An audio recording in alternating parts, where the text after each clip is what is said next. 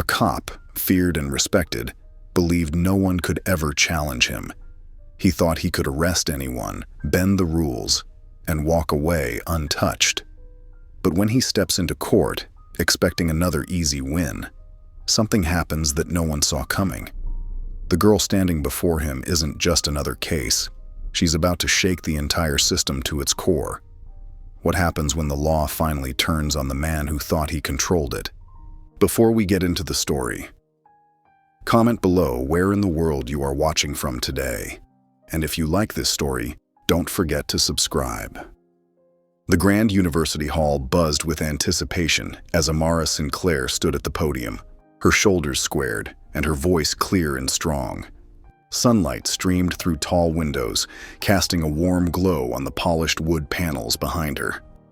"The evidence is undeniable," she said, her dark eyes scanning the packed audience. "African Americans are 3 times more likely to be arrested than white Americans for the same crimes. This isn't coincidence. It's systemic bias." She gestured to the statistics projected on the screen behind her, each number telling a story of injustice. The judges leaned forward in their seats, captivated by her precise delivery and commanding presence. "When we say the system is broken, we're not expressing an opinion. We're stating a fact supported by decades of data." Amara's voice carried to every corner of the hall. A justice system that treats citizens differently based on their race isn't justice at all. As she delivered her final point, the audience erupted in applause. People rose to their feet, the standing ovation echoing through the hall. But one face in the crowd remained stone cold. Kendra Lawson, her blonde hair pulled back in a tight ponytail, her arms crossed. After stepping down from the podium, Amara was making her way back to her seat when Kendra blocked her path. "Nice performance," Kendra said, her voice dripping with sarcasm. "But you're making mountains out of molehills. My dad's been a cop for 20 years. If people just followed the law." "Following the law didn't help Emmett Till," Amara cut in, "or countless others who did nothing wrong except exist while black." Their heated exchange was interrupted by the announcement of results. First place in the National High School Debate Championships goes to Amara Sinclair. As Amara walked up to collect her trophy, Kendra's words followed her like a shadow. "You think you know the law, but in the real world, none of that will protect you." Outside the hall, Isaiah Carter fell into step beside her, his camera hanging around his neck. "Girl, you destroyed them in there."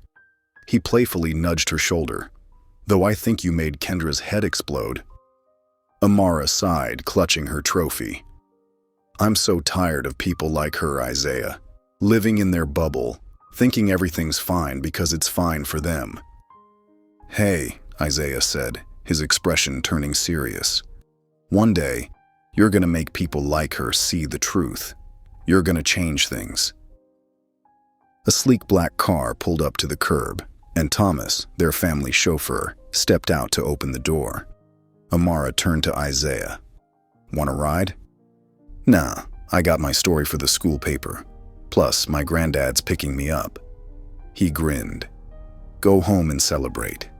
You earned it." The car glided through the city streets toward the Sinclair estate. Through the window, Amara watched the neighborhoods change from urban sprawl to manicured lawns. At home, she found her mother pacing the living room, phone pressed to her ear. "No, we need those documents by Monday," Olivia was saying. "My client's civil rights were violated and we're going to prove it." Her father sat in his favorite leather armchair, his attention fixed on a heated debate about police reform on TV. When Amara walked in with her trophy, his face lit up with pride. Over dinner, Amara recounted the debate, her words tumbling out with excitement. Her father listened intently, nodding at her arguments. Then his expression grew serious. "The system doesn't like being challenged," he said quietly. "One day, you might find yourself in a situation where knowing the law won't be enough." Days later, the digital clock on Amara's Tesla dashboard read 9:45 p.m. as she cruised through the quiet suburban streets. The debate trophy glinted in her passenger seat, a reminder of her victory earlier that day. She had just dropped off Isaiah at his grandfather's house after they'd grabbed celebratory ice cream. And now she was heading home, her navy blue blazer still crisp despite the long day. The streetlights cast intermittent shadows across her dashboard, and the gentle hum of the electric motor was the only sound breaking the evening silence. Through her rearview mirror, she noticed a police cruiser following her car. She maintained her speed, staying exactly at the limit, and kept both hands on the wheel. Her mother's voice echoed in her head, reminding her to stay calm and follow protocol. The cruiser stayed behind her for several blocks before suddenly flashing its red and blue lights, painting the interior of her car in alternating colors. Amara let out a measured breath. She knew the drill. She'd heard it countless times from her father. She signaled and pulled over to the side of the road under a streetlight. Her hands remained at 10 and 2 on the steering wheel as she waited, her fingers pressing slightly harder into the leather than necessary. In her side mirror, she watched the officer emerge from his vehicle. He took his time approaching, his flashlight beam sweeping across her car's exterior in slow, deliberate arcs. When he reached her window, she could see his badge clearly in the streetlight, Detective Caleb Foster. His expression was stern, almost predatory, as he towered over her car door. "License and registration," he said flatly, not bothering with any pleasantries.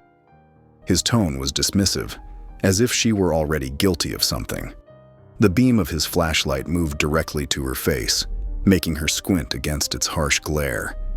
Amara reached slowly for her documents, keeping her movements deliberate and visible. She handed them over through the window, the papers slightly trembling in her steady grip. "Officer, may I know why I was pulled over?" Detective Foster leaned down, shining his flashlight through her car windows, his eyes scanning every surface with exaggerated thoroughness. "You don't look like you belong in this neighborhood." His words carried an unmistakable weight of prejudice. The words hit Amara like a slap. Her jaw tightened, but she kept her voice steady. The debate champion in her wanted to argue, to point out the clear discrimination, but experience told her to stay calm. "Excuse me?" Foster shrugged, his badge catching the street light with a metallic gleam. "Your car matches the description of a stolen vehicle." His lips curled slightly as he spoke, suggesting he didn't believe his own words. "I am the registered owner," Amara replied calmly, though her heart had begun to race. She could feel her pulse in her temples. "You can check the documents I just handed you." Foster's eyes narrowed, his expression hardening like cement. "Step out of the car." His stance widened slightly, asserting his authority. "What for?" Amara asked, her voice remaining composed despite the growing tension. She could feel sweat beginning to form on her palms. "That wasn't a request," Foster said, his hand moving to rest near his holstered weapon. The gesture was casual, but deliberately threatening. Amara felt her throat tighten. Years of her parents' warnings echoed in her mind. She knew her rights, knew she could refuse an unlawful order, but she also knew how quickly these situations could turn dangerous. The night air seeped in through her window, raising goosebumps on her arms. Her debate victory from earlier seemed like it had happened in another lifetime. Taking a deep breath, she reached for her seatbelt buckle. The click seemed unusually loud in the quiet night, like a gunshot in the silence. She opened her door slowly and stepped out onto the asphalt. The cold air bit through her blazer, but that wasn't why she shivered. Her legs felt slightly unsteady beneath her. Foster stood uncomfortably close, his hand still hovering near his gun. Amara kept her face neutral, though her heart hammered against her ribs like a trapped bird. She stood perfectly still, her hands visible at her sides, silently praying that someone would drive by and witness what was happening. Amara stood beside her Tesla, arms crossed tightly over her chest. The night air had grown colder, or maybe it was fear sending chills down her spine. Her fingers gripped her sleeves, seeking warmth and comfort, as Detective Foster circled her slowly, his boots scraping against the asphalt with each deliberate step. The streetlights cast long shadows that seemed to dance around them both. "You were driving erratically," he said, the lie falling easily from his lips. His badge gleamed dully in the artificial light as he adjusted his stance. "I'm going to need you to submit to a sobriety test." Amara shook her head, her voice steady despite her racing heart. The absurdity of the situation wasn't lost on her. "That's a baseless accusation. I haven't consumed any alcohol." She could smell coffee on her own breath from the late-night study session she'd just left. Foster's lips curved into a smirk that made her stomach turn. His eyes held no interest in truth or justice, only power. The streetlight cast harsh shadows across his face, making him look more menacing. His hand rested casually on his belt, too close to his weapon for comfort. When Amara reached for her phone in her blazer pocket, Foster's reaction was instant and aggressive. He lunged forward, his fingers wrapping around her wrist with bruising force, twisting slightly as if to prove his dominance. "You reaching for a weapon?" he growled, his voice low and dangerous. His breath was hot against her face. Amara froze, her breath catching in her throat. Her heart hammered so hard she could feel it in her ears. "It's my phone," she managed to say, her voice barely above a whisper. The device slipped from her fingers, clattering back into her pocket. Before she could say another word, Foster spun her around roughly. Her cheek nearly scraped against her car as he yanked her hands behind her back. The cold bite of metal handcuffs shocked her skin as they snapped shut around her wrists, clicking into place with a sound that seemed to echo through the quiet street. The metal pinched her skin, unnecessarily tight. "You're under arrest for obstruction of justice," he said smoothly, as if reading from a script he'd performed many times before. There was almost a hint of satisfaction in his tone. Across the street, a figure stood in the shadows, phone raised, recording every moment of the incident. The street was deathly quiet except for the soft clicking of the camera's shutter, documenting each second of Amara's wrongful arrest.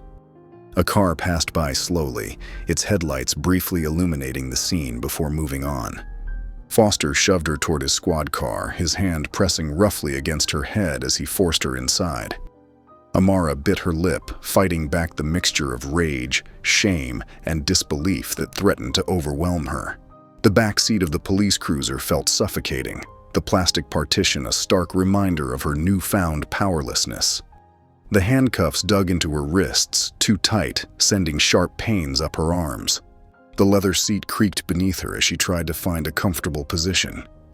Through the window, she watched as Foster approached the bystander who had been recording. He confiscated the phone, his fingers moving quickly to delete the evidence of his misconduct.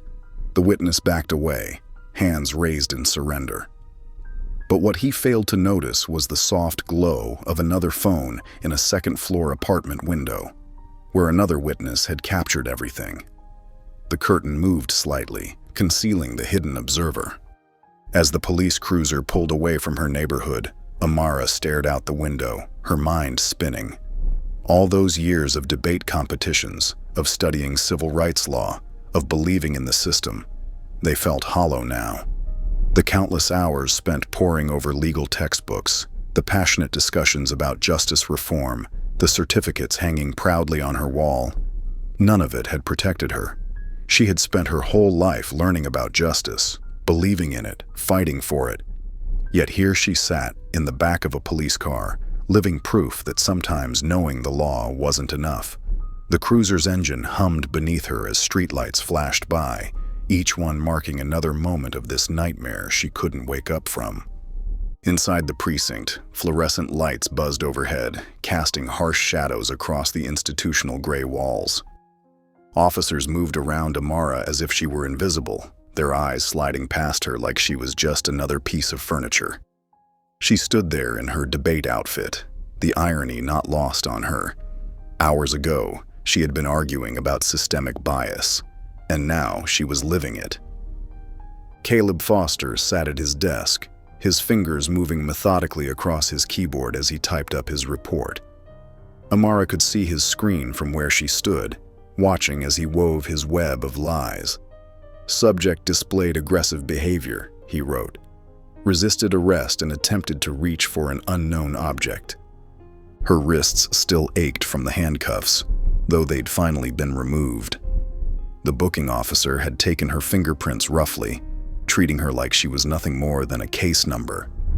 "I want my phone call," Amara said, her voice clear and firm despite her exhaustion. The desk sergeant barely looked up from his computer screen, his eyes flicking toward Foster instead. Foster shook his head, a small smile playing at the corners of his mouth. "Not yet." Amara's stomach dropped, the weight of her situation pressing down on her shoulders. She knew the law. They couldn't deny her right to a phone call indefinitely. But knowledge felt useless in this fluorescent-lit cage where rules seemed to bend at Foster's will. Time crawled by. Minutes stretched into what felt like hours. The precinct's activity continued around her. Phones ringing, officers chatting, papers shuffling. Then everything changed when Officer Rodriguez walked past, did a double-take, and stared at her booking sheet. "Sinclair," he muttered, his eyes widening slightly. As in, Justice Sinclair. The atmosphere in the room shifted subtly. Rodriguez glanced at Foster, who was suddenly very interested in his paperwork. Without another word, Rodriguez led Amara to the phone mounted on the wall. Her fingers trembled slightly as she dialed home. The phone rang twice before her father's voice came through, strong and familiar. "Amara?" She closed her eyes, fighting back tears of relief. "Dad, I need you." The silence that followed was heavy with understanding. When Justice Elias Sinclair spoke again, his voice was frighteningly calm, like the air before a storm. "Where are you?" Back at the Sinclair estate, the grand living room crackled with tension. Elias paced the floor, his phone already warm from the calls he'd made. Olivia stood by the fireplace, her normally warm eyes blazing with controlled fury as she exchanged sharp glances with her husband. The mahogany coffee table was already covered with legal papers, and Olivia's laptop displayed a conference call with their legal team. Years of fighting injustice had prepared them for moments like this, though they'd never imagined their daughter would be the victim. "Get me everything on Foster," Elias commanded into his phone. "Every complaint, every incident report, every parking ticket he's ever written." Olivia was already typing furiously, her network of civil rights contacts mobilizing like an army. The Sinclair name carried weight in legal circles, and within minutes, a full team of the city's top lawyers was preparing for battle. Caleb Foster, still sitting at his desk in the precinct, had no idea that his simple traffic stop had just awakened a sleeping giant. He didn't know that the teenager he'd arrested was the daughter of one of the most powerful legal minds in the country. He didn't know that the Sinclair family had never lost a battle, and they weren't about to start now. Hours later, the convoy of black SUVs pulled up outside the police station, their headlights cutting through the evening darkness like searchlights. The vehicle's sudden appearance drew curious stares from officers patrolling the parking lot, some pausing mid-stride to watch the spectacle unfold. One by one, doors opened with precise movements, and a team of sharply dressed lawyers emerged, their leather briefcases and determined expressions marking them as elite legal warriors ready for battle. Inside the precinct, Caleb Foster leaned against his desk, his arms crossed tightly as he watched the commotion unfold through the glass doors. His expression shifted from annoyance to visible concern as Justice Elias Sinclair strode in, his powerful presence immediately commanding the room's attention. The usual buzz of police station activity fell silent, replaced by a tense anticipation. Even the desk sergeant, who had dismissed Amara earlier with such casual disdain, straightened in his chair, his casual demeanor evaporating into nervous attention. Elias moved to the front desk with measured steps, each footfall echoing in the hushed room. His expensive tailored suit and stern demeanor created a stark contrast to the utilitarian surroundings of the precinct. His voice, when it came, was controlled, but carried an underlying current of danger that made several officers shift uncomfortably. "My daughter. Now." Caleb pushed himself off his desk and stepped forward, maintaining his defensive posture, though his confidence had clearly been shaken. "She resisted arrest," he declared, but his voice lacked its usual authority. Elias turned to face him, his eyes boring into the detective with the intensity of a seasoned judge. "Where's the body cam footage?" The question hung in the air like a heavy cloud. Caleb's hesitation was telling. They all knew no such footage existed. He hadn't bothered to record the arrest, never expecting to be challenged by someone of Elias's caliber. Gerald Blake, the lead attorney, stepped forward, adjusting his wire-rimmed glasses. His voice was professional, but carried a hint of satisfaction that made Caleb's jaw clench. "Since there's no evidence of resisting arrest, I assume she's free to go?" "She refused to comply with a lawful order," Caleb argued, his voice rising slightly as he felt control of the situation slipping away. His confidence was wavering, but his stubbornness remained intact like a shield. A humorless chuckle escaped Elias's lips, the sound sharp and cold. "My daughter knows the law better than you do, Detective. And I assure you, Detective Foster, your badge does not make you untouchable." His words carried the weight of years of experience fighting similar battles. Despite the mounting pressure, Caleb stood his ground, though beads of sweat had begun to form on his forehead. "She needs to be arraigned in court tomorrow morning. Those are the rules." Elias's eyes narrowed dangerously, his expression promising consequences. "Then I'll see you in court." As he turned away, he spoke quietly to his team of lawyers, but loud enough for Caleb to hear, each word deliberate and clear. "Dig up everything on this man." The words hung in the air like a promise, or perhaps a threat, as the legal team began to disperse throughout the station, their phones already out, ready to begin their investigation. The clicking of their dress shoes against the linoleum floor sounded like a countdown to Caleb's impending reckoning. Meanwhile, Isaiah Carter sat at his cluttered desk in his dorm room, the blue light from his phone screen illuminating his worried face. Empty energy drink cans and scattered notebooks littered the surface around him, evidence of hours spent searching. His thumb moved mechanically, refreshing news feeds and local media sites over and over. Nothing. No mention of Amara's arrest anywhere. The silence felt wrong, like a cover-up in progress, and it made his stomach churn with anxiety. He ran his hands through his short curly hair and started making calls to local reporters he'd met during his internship at the city newspaper. Each conversation ended the same way, leaving him more frustrated than the last. The rejection stung worse coming from people he'd once admired. "Listen, kid," said Marcus from the Daily Tribune, his voice tired and dismissive. The familiar gruffness in his tone carried years of cynicism. "Going after a cop without proof? That's career suicide. No one's touching that story. Don't throw away your future over this." Isaiah's jaw clenched as he ended another failed call, his reflection in the dark phone screen showing the determination in his eyes. The laptop screen in front of him cast shadows across his determined face as he opened a new browser window. If the media wouldn't help, he'd find the truth himself. His grandfather's words echoed in his mind. "Sometimes you have to be the change you're waiting for." His fingers flew across the keyboard as he dug into public records of Caleb Foster's arrest history, the clicking of keys the only sound in the quiet room. The pattern emerged quickly. Page after page of arrests, almost exclusively young black men. Isaiah's heart raced as he spotted something that made him sit up straighter, his whole body tensing with recognition. 2 years ago, a case caught his attention. David Reese, a black college student with a 4.0 GPA and a full scholarship, arrested by Foster for drug possession. Isaiah leaned closer to the screen, reading every detail, his breath catching in his throat. The charges were eventually dismissed, but not before David had spent 6 months in jail. His scholarship, gone. His future, derailed. Another life carelessly destroyed by Foster's prejudice. The similarities to Amara's situation were striking.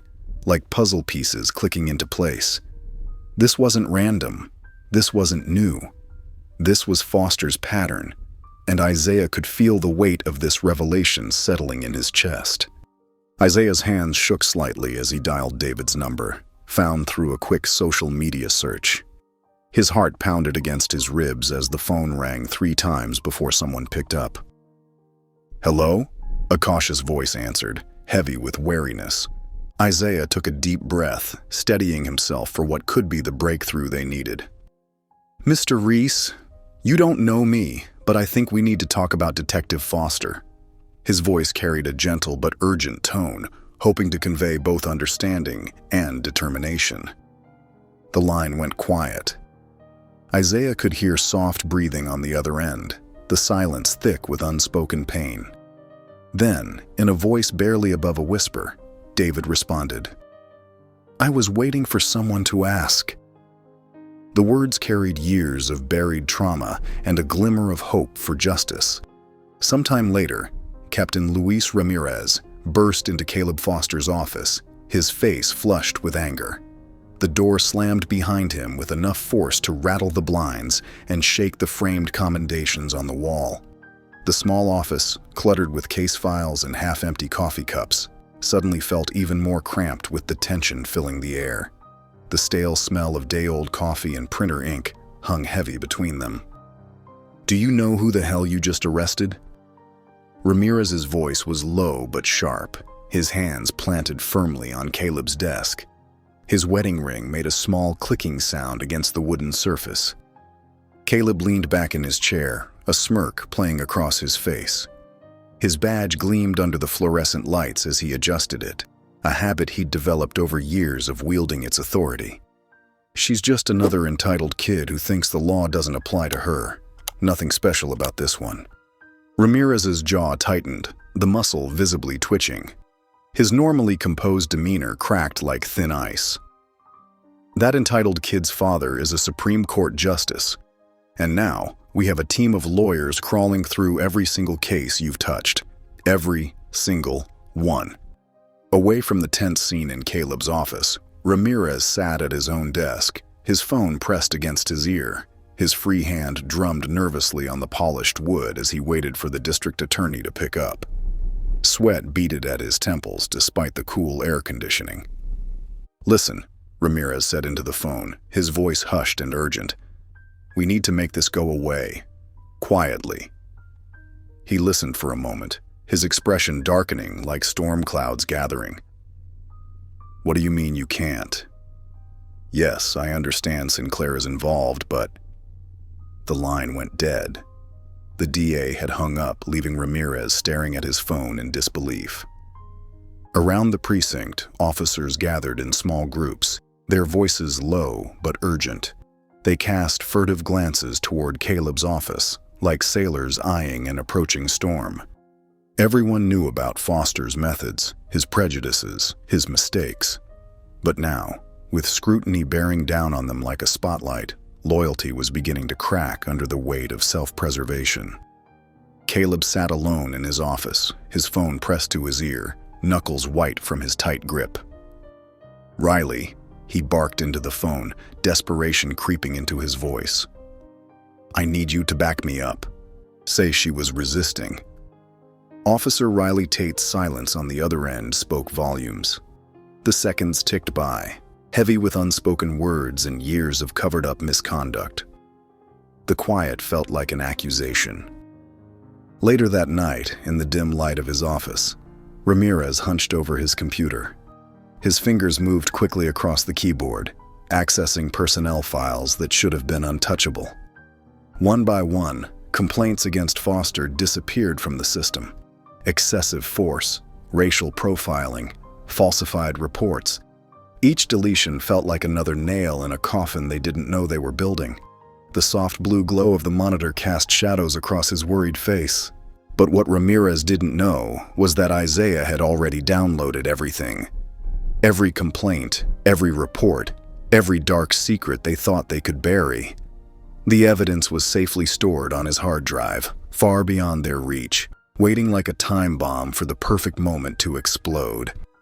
In a dimly lit studio apartment, Sarah sat cross-legged on her bed, staring at her phone screen. The video she'd captured from her second-floor window was clear and damning. Her hands trembled slightly as her thumb hovered over the post button.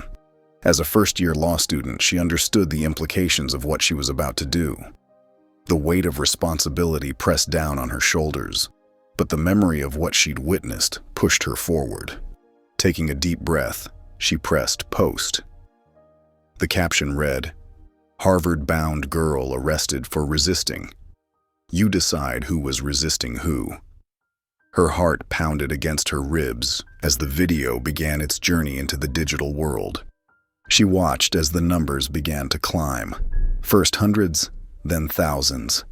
Within an hour, the view count hit 100,000. Comments flooded in, each ping of notification making her heart race a little faster.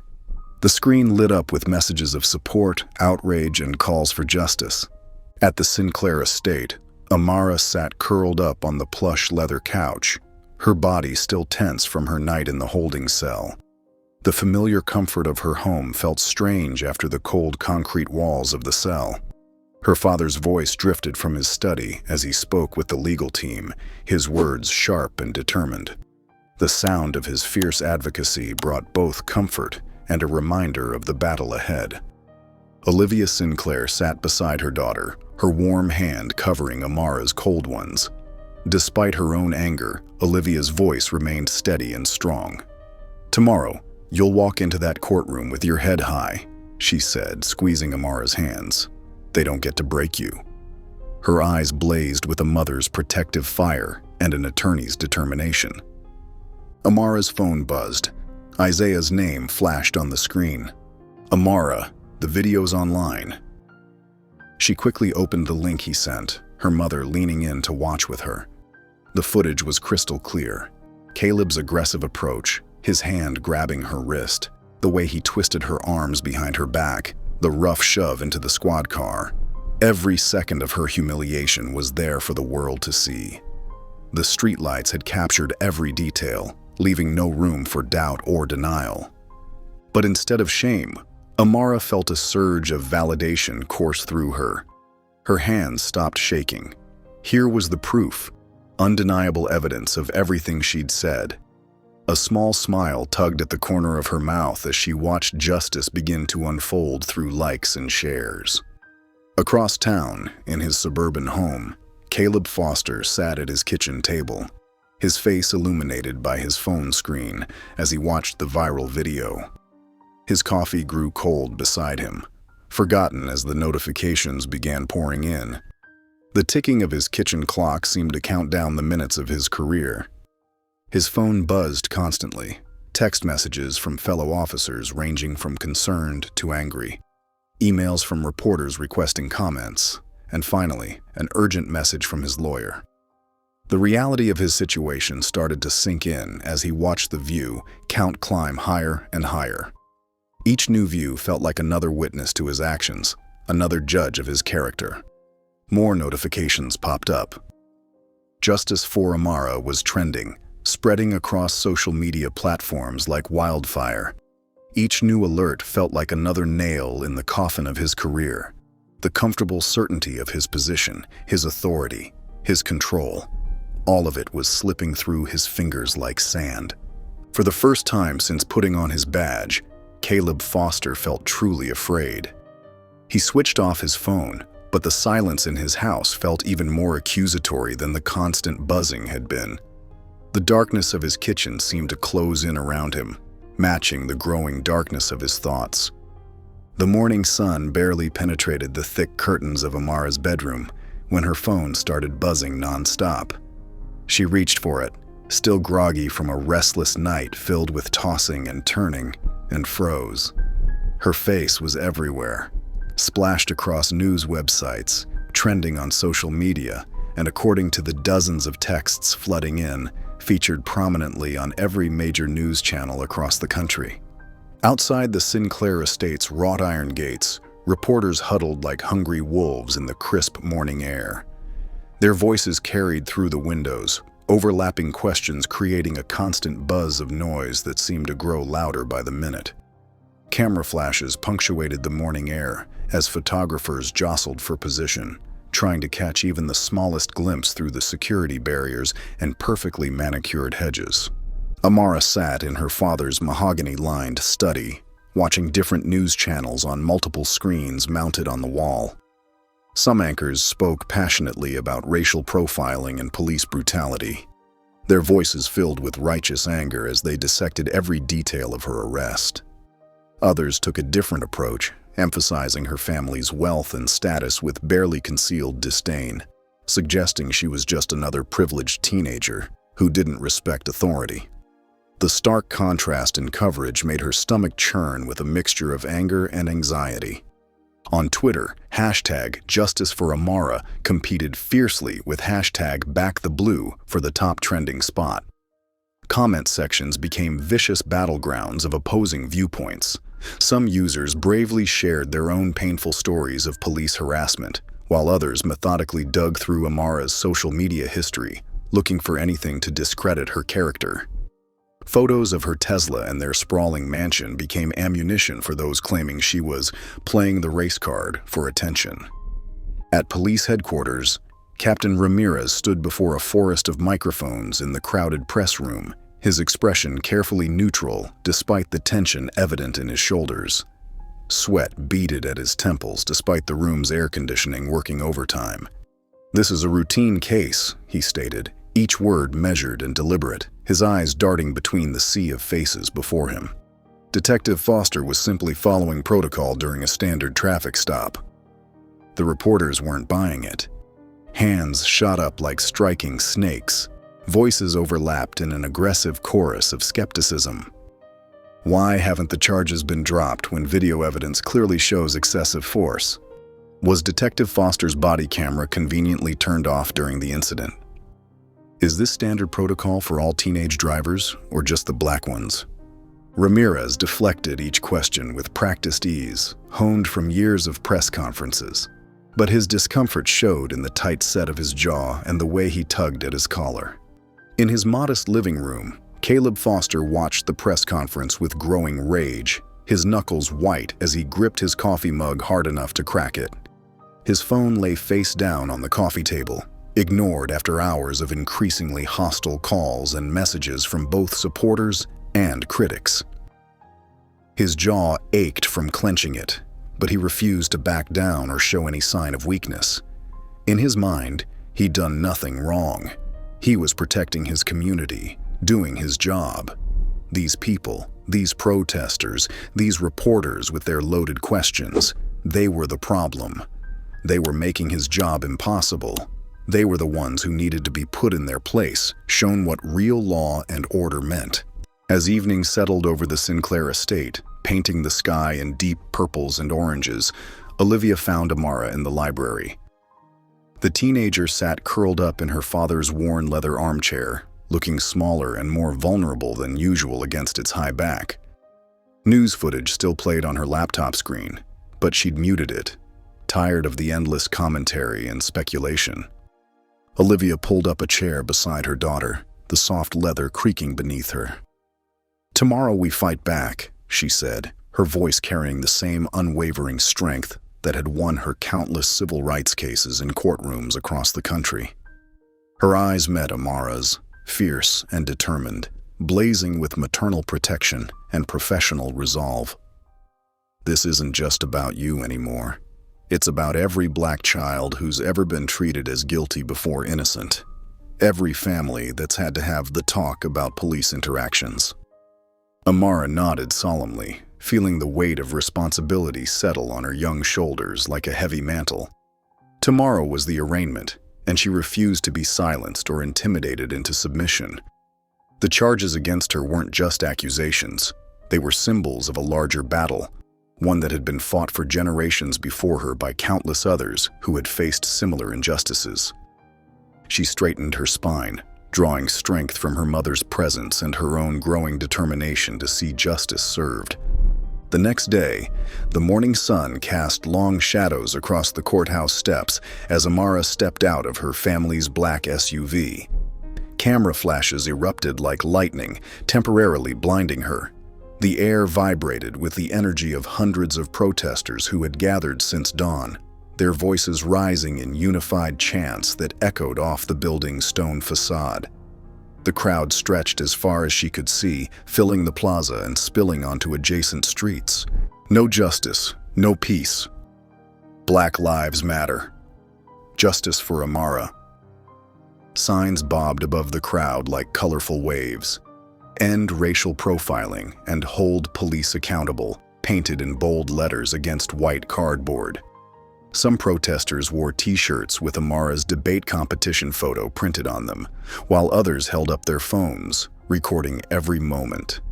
News vans lined the street, their satellite dishes reaching toward the sky like metal trees. Amara straightened her navy blazer, the same one she'd worn the night of her arrest, and lifted her chin. Her mother's words from that morning rang in her ears. "Walk in there like the queen you are." The fabric felt different now, heavier with meaning. Her heels clicked against the concrete as she ascended the courthouse steps, flanked by her parents and their legal team. The morning breeze carried the scent of coffee from nearby cafes where more supporters gathered.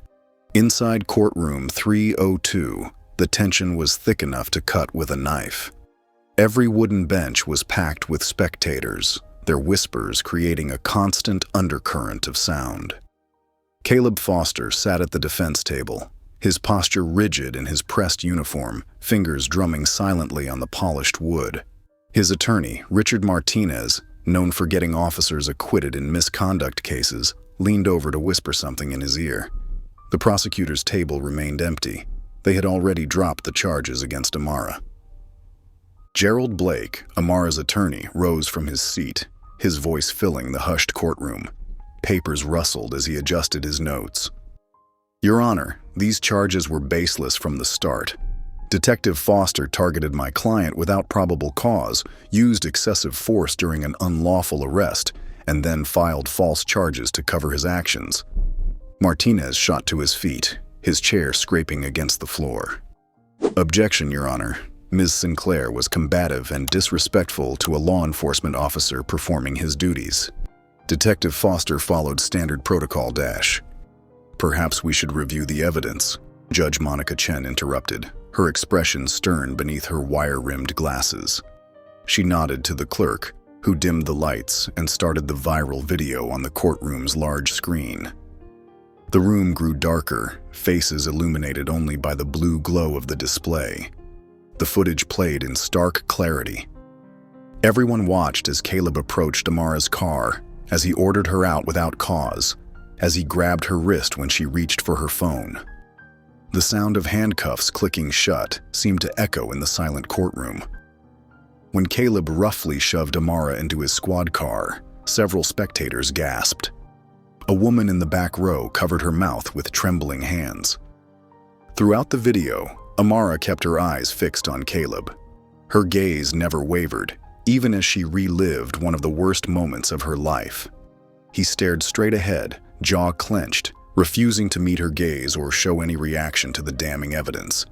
A thin sheen of sweat appeared on his forehead. Judge Chen's voice cut through the tension like a blade. "Detective Foster, would you like to explain this footage?" Caleb's attorney immediately leaned in, his expensive suit crinkling as he whispered urgently in his client's ear. The courtroom waited, the silence growing heavier with each passing second. The old clock on the wall ticked loudly, marking each moment of hesitation. After what felt like an eternity, Judge Chen spoke again, her words measured and clear. "Given the evidence presented, I'm releasing Ms. Sinclair on her own recognizance. However, there are broader issues at play here that need to be addressed. This case will proceed." Caleb pushed back his chair with a screech and stormed toward the exit, his face dark with anger, shoulders tight with barely contained rage. His footsteps echoed against the marble floor. Amara watched him go, her expression determined, hands folded calmly in her lap. They both knew this was far from over. The real fight was just beginning. The television studio lights gleamed off Caleb Foster's polished badge as he settled into the plush interview chair, his shoulders squared with practiced confidence. Tucker Matthews, host of American Justice Tonight, adjusted his red tie and leaned forward with practiced concern, his perfectly coiffed silver hair catching the harsh studio lighting. Tonight, we're joined by Detective Caleb Foster, a decorated officer who's become the latest target of the anti-police movement, Tucker announced, his voice dripping with sympathy. "Detective, welcome to the show."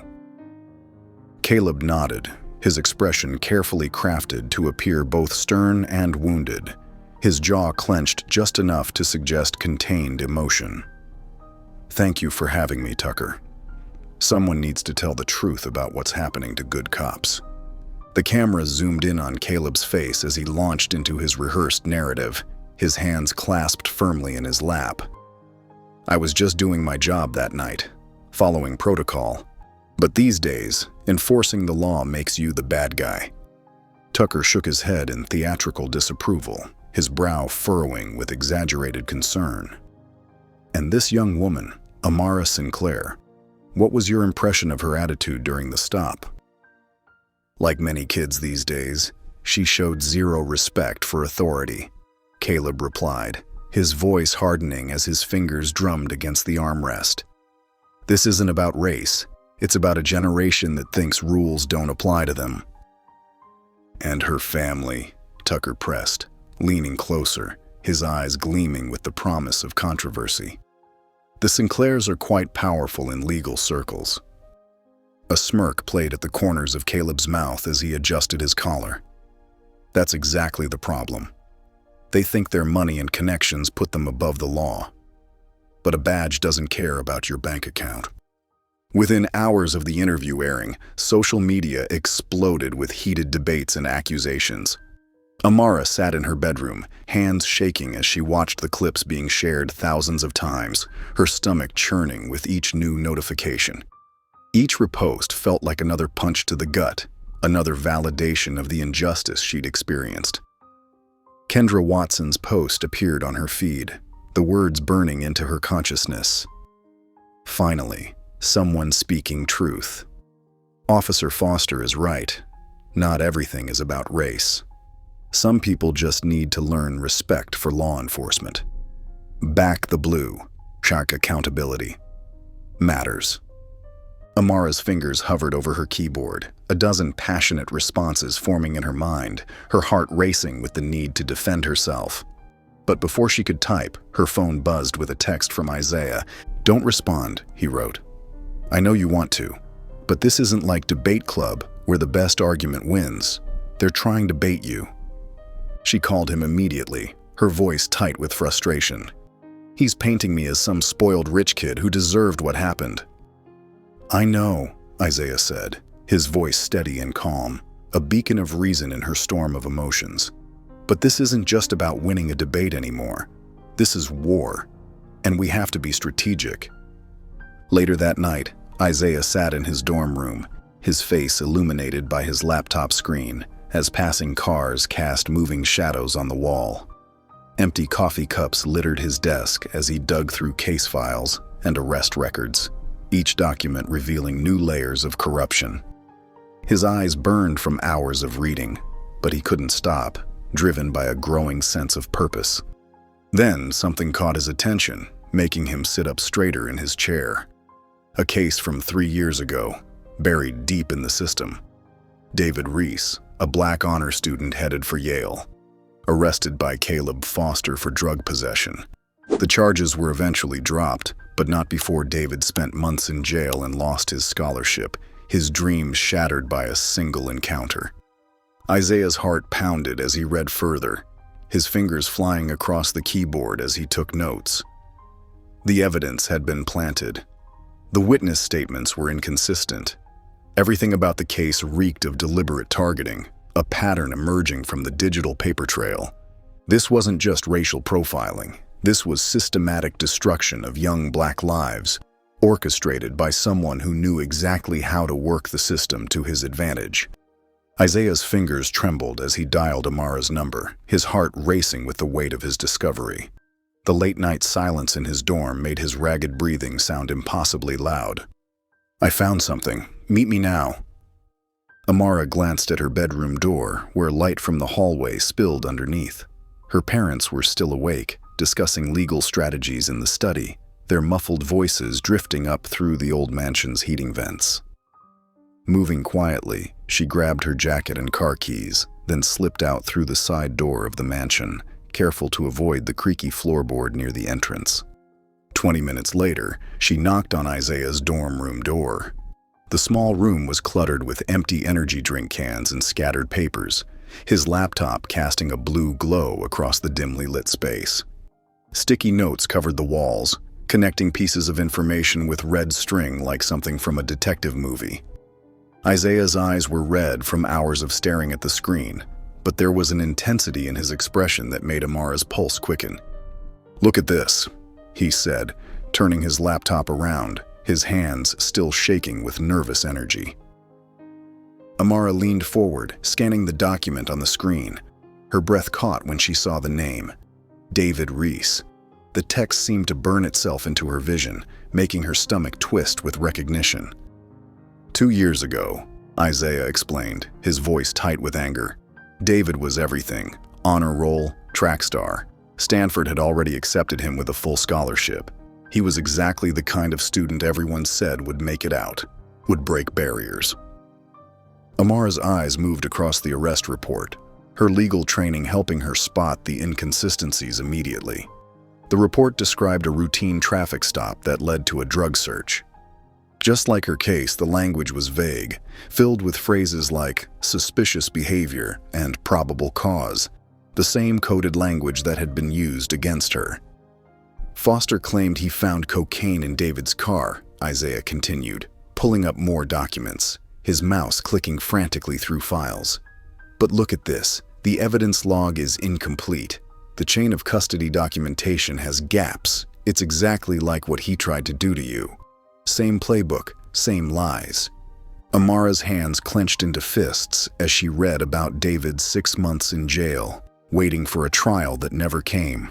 The charges were eventually dropped due to insufficient evidence. But by then, Stanford had rescinded his scholarship. His future, carefully built through years of hard work, had been destroyed in a single night. The injustice of it made her throat tight with emotion.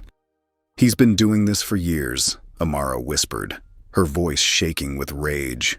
"Targeting black students, planting evidence, ruining lives." She stood up abruptly, her decision crystallizing with sudden clarity, the chair scraping against the floor. "We need to find David Reese." Isaiah nodded, already pulling up more information, his fingers flying across the keyboard. He's still in the city, working at his uncle's auto shop, trying to rebuild his life piece by piece. Amara stared at David's old yearbook photo, a bright-eyed teenager in a track uniform, his whole life ahead of him. His smile radiated confidence and hope, everything Foster had tried to steal. She thought about how easily that could have been her, if not for her family's resources and connections. The weight of privilege and responsibility settled heavily on her shoulders. "Foster needs to pay," she said firmly, her voice carrying the weight of conviction. "Not just for what he did to me, but for everyone he's hurt, every single life he's tried to destroy." Hours later, the small coffee shop buzzed with quiet conversation, but at their corner table, the tension was palpable. Amara and Isaiah sat across from David Reese, watching as he stirred his untouched coffee with mechanical precision. The man before them bore little resemblance to the vibrant athlete from his yearbook photo. His shoulders hunched slightly, as if carrying an invisible weight, and his eyes held a wariness that made Amara's heart ache. The once promising track star now moved with the careful hesitation of someone who had learned the hard way to watch his every step. "Tell me why I should help you," David said, his voice flat and devoid of emotion. He kept his gaze fixed on his coffee cup, avoiding their eyes. "Last time I trusted the system, it ruined me." His fingers trembled slightly against the ceramic mug, betraying the calm facade he tried to maintain. Amara leaned forward, her hands clasped tightly on the table. "Detective Foster is still out there, still destroying lives," she explained, keeping her voice low but intense. "He did to me what he did to you. Fabricated charges, made up evidence. But this time, we have it on video." The afternoon sun streaming through the window cast shadows across her determined face. She pulled out her tablet, showing David the viral footage of her arrest. His jaw tightened as he watched, recognition flickering across his features. A muscle worked in his cheek as the familiar scene played out before him. "Same moves, same lies," Isaiah added softly. "Same way he handled you." He glanced around the coffee shop, making sure their conversation remained private. David's fingers tapped against his cup. "I went to jail over a lie," he said, bitterness seeping into his words. "No one cared then. What makes you think anyone cares now?" The bitterness in his voice carried years of accumulated pain. Isaiah shifted forward, his expression earnest. "Because this time, there's proof. This time, we have people watching." He gestured to the news playing silently on the cafe's TV, where Amara's case was still making headlines. "This time, you're not alone." The afternoon crowd moved around them, oblivious to the weight of the moment unfolding in their corner. The words hung in the air between them. David sat back, his expression unreadable. Then, after what felt like an eternity, he reached down into his worn messenger bag. The folder he pulled out was creased and dog-eared, held together with rubber bands, the edges softened from years of handling. "I kept everything," David muttered, sliding it across the table. "I wanted to forget, but I couldn't." His hand lingered on the folder for a moment before letting go. Amara carefully opened the folder. Inside were meticulously organized documents, court records, police reports, transcripts of his arrest. Each page told another piece of the story of how Caleb Foster had systematically destroyed a young man's future. The paper felt heavy with the weight of injustice. "Thank you," Amara said softly, but David held up his hand. "I don't want sympathy," he cut in, meeting her eyes for the first time. His gaze was steel, hardened by years of carrying this burden alone. "I want justice.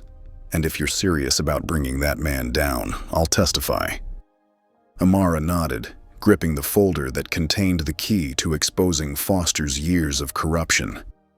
They finally had what they needed to bring him down. The afternoon light caught the determination in her eyes as she carefully tucked the folder into her bag, knowing they were one step closer to justice. The next day, Kendra Lawson sat alone in the school cafeteria, her turkey sandwich and apple juice forgotten as she scrolled through her phone with trembling fingers. Article after article detailed Caleb Foster's history of questionable arrests, each one more disturbing than the last. Her thumb hesitated over David Reese's story, the honor student whose life Foster had destroyed with planted evidence. The phone felt heavy in her hands as she read the details, each word chipping away at her certainty like waves eroding a shoreline. Her stomach churned violently, the thought of food making her feel ill.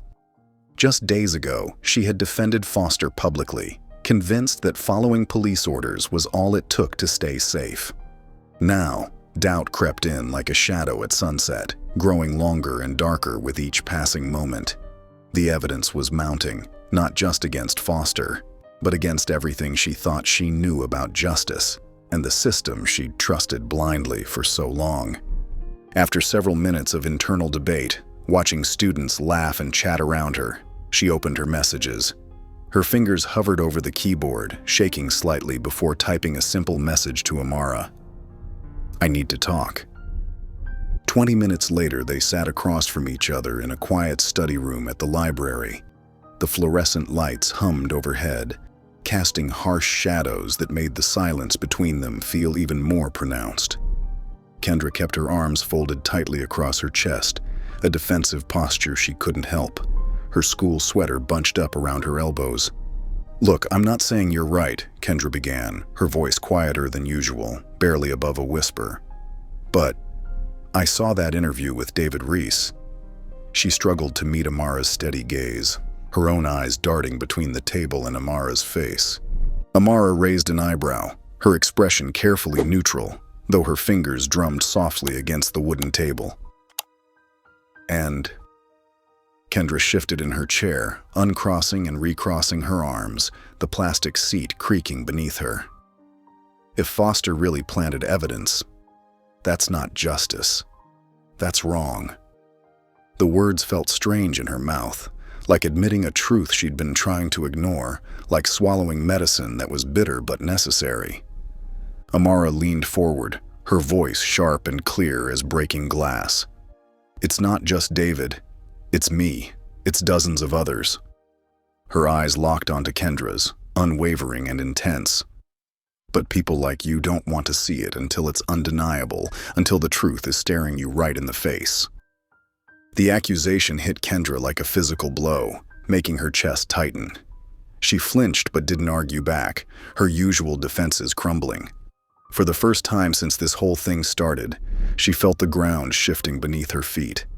Everything she'd believed about law enforcement, about justice, about right and wrong, it all seemed less certain now, like a foundation built on sand. As she left the library, her footsteps echoing in the empty hallway, Kendra pulled out her phone again. She found her old social media post defending Foster, the one where she'd insisted this wasn't about race, where she'd called Amara an attention seeker. Her thumb hovered over it for a moment before she hit delete, her heart pounding.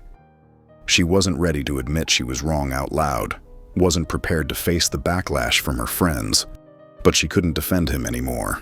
The truth had become too heavy to ignore. Sometime later, Captain Luis Ramirez sat in his dimly lit office, the harsh glow of his computer screen casting long shadows across his weary face. His coffee had gone cold hours ago, the ceramic mug untouched and forgotten as he scrolled through an endless stream of damaging news articles.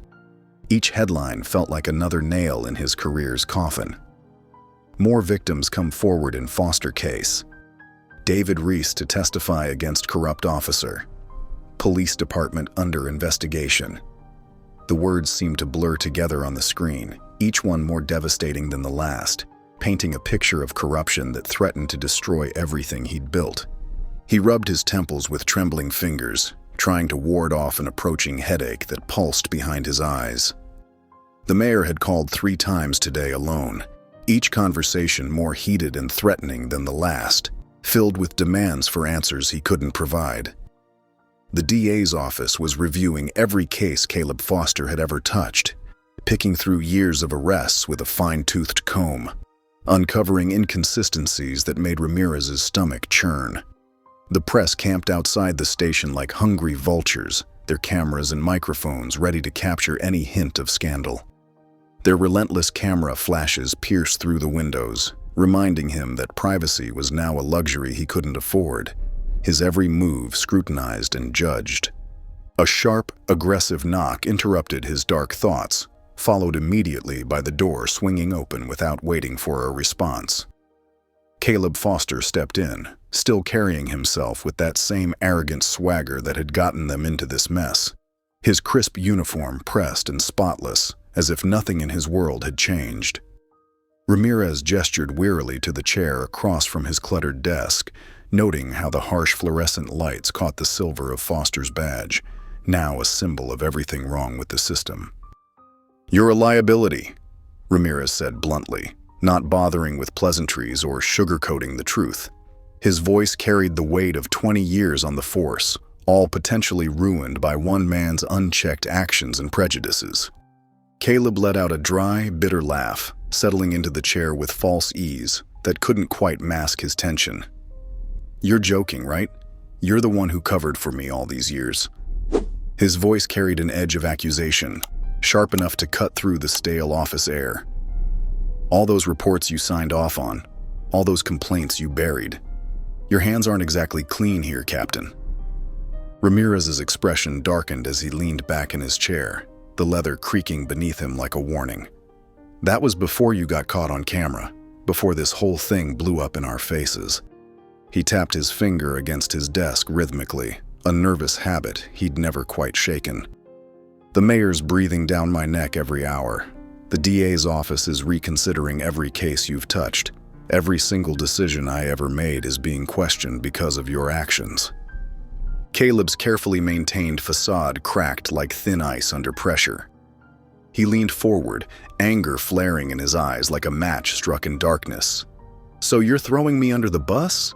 After everything we've been through? After all the times I've done your dirty work?" Ramirez met his gaze without flinching, years of political maneuvering evident in his steady, calculating stare.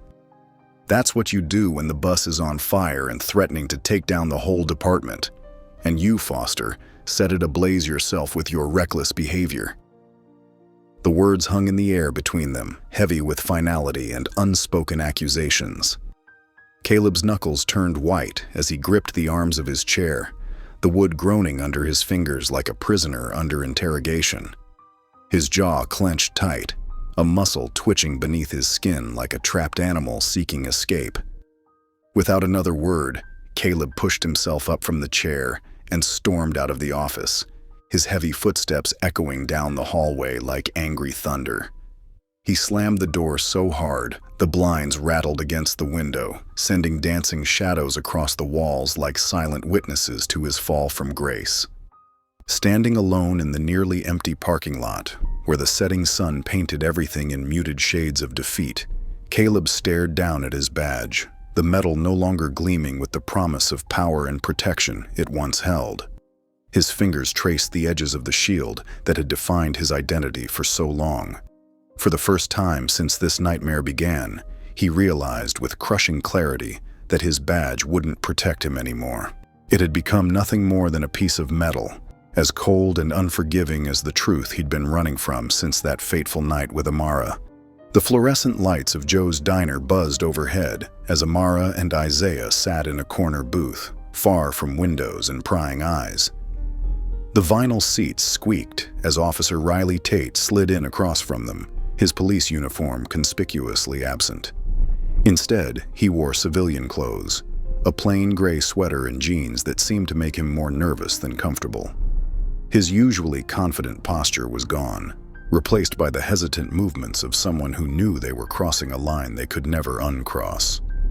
Riley's eyes darted between the entrance and the kitchen doors, his fingers drumming an anxious rhythm on the scratched Formica table. Sweat beaded at his temples despite the diner's cool air conditioning. "If they see me talking to you, I'm done," he muttered, voice barely above a whisper. A waitress passed by with a pot of coffee, and he flinched, shoulders tensing until she moved away. The smell of burnt coffee and greasy fries filled the air, but none of them had ordered anything. Amara leaned forward, her dark eyes fixed on Riley's face. "Then why are you here?" The question hung in the air between them, heavy with implications. Her steady gaze never wavered, showing the same determination that had brought her this far. Riley's shoulders slumped as he released a long, weary sigh. His hands came up to rub at his face, as if trying to wipe away years of guilt. The wedding ring on his finger caught the harsh overhead light. "Because I should have spoken up years ago," he admitted, his voice rough with emotion. "I saw things that weren't right. Caleb, Riley paused, swallowing hard, his Adam's apple bobbing with the effort. "He planted evidence before, more than once. I watched him profile kids who looked just like you, Amara. Watched him use excessive force and write it up as resisting arrest. Every time I told myself the next time would be different." The confession seemed to age him, the weight of his silence finally lifting but leaving visible scars. Deep lines appeared around his mouth, and his eyes held the haunted look of someone who'd seen too much and said too little. Isaiah reached into his messenger bag, movements slow and deliberate, and placed a small digital recorder on the table. The device looked innocent enough, but they all knew it could change everything. "Will you testify?" Isaiah asked, his finger hovering over the record button. Will you tell the truth about what you saw?" His voice was gentle but firm, offering Riley one final chance to be on the right side of history. Riley stared at the recorder as if it might bite him. The diner's ambient noise faded away as seconds ticked by. The clink of silverware, the murmur of conversations, the sizzle from the grill all seemed distant and unreal. Finally, he gave a slow, determined nod. "Yes," he said, voice stronger now. "Yes, I'll testify.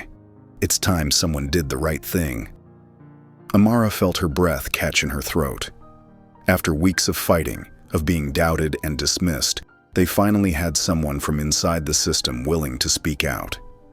Hope bloomed in her chest, fragile but persistent. As they stepped out into the crisp evening air, Amara's phone buzzed in her pocket. She pulled it out to find a news alert lighting up her screen. Breaking. Former officer agrees to testify against Detective Caleb Foster. The streetlights cast long shadows on the sidewalk, but for once, the darkness didn't feel threatening. For the first time since her arrest, Amara smiled. The case had grown beyond her personal fight. The system that had protected Caleb for so long was finally beginning to crack, and the truth was spilling through those cracks like rays of sunlight through storm clouds. Maybe, just maybe, real change was possible after all. In his darkened apartment, Caleb Foster sat hunched over his laptop, the blue light casting harsh shadows across his face. Empty coffee cups and takeout containers littered his desk, evidence of sleepless nights spent obsessing over the news. Articles filled the screen, each one worse than the last. His name dominated headlines, but not in the way he'd always imagined. Instead of being hailed as a hero, he was being branded a racist, a corrupt cop who'd abused his power.